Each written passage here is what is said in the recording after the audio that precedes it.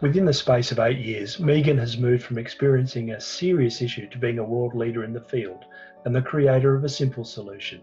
That has been her path, and it has taken a lot. A lot of time each and every day, a lot of guts to keep going when others have dropped off, a lot of frustration when those with agendas would throw up roadblocks, a lot of drive to work for very little money, a lot of brains to design, fund and test a solution, all to pay back the gift of our son's life. Usually doing an activity that the whole class are doing together, so Ayla could be part of it. It's almost as if she's still there. It's a pretty easy, straightforward thing for us to do, and it's positive for everyone. I grew up in one of the lowest socioeconomic areas of Sydney, but I used to say out loud that I wanted to live an extraordinary life. I left school at age 16 and got a job in government, became the youngest member of a minister's staff. I later worked on ambitious zero poverty and social initiatives across 24 countries.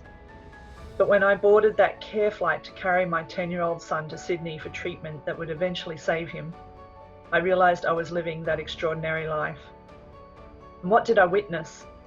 At the crossroads of physical and emotional pain and relentless social isolation is the battle of so many kids. At the frontier of the human spirit, there they were, funnier, kinder, and braver than we can imagine. Hope lies in proving to them that they are worth educating.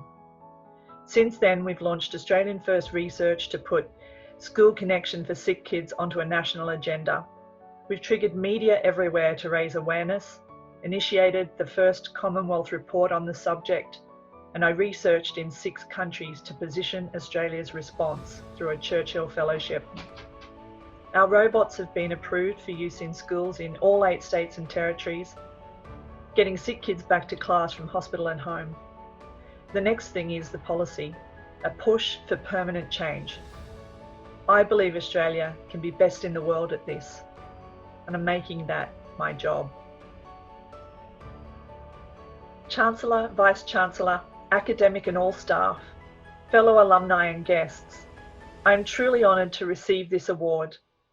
In 2009, when I entered the heartbreak that was to become my 9-year-old son's 2-year battle for life, I never imagined being here.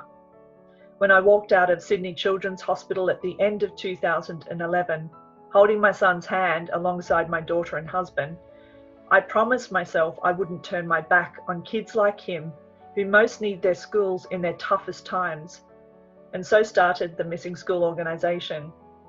I also promised myself I would do my master's degree, never again taking for granted a formal education, and so started at Deakin University.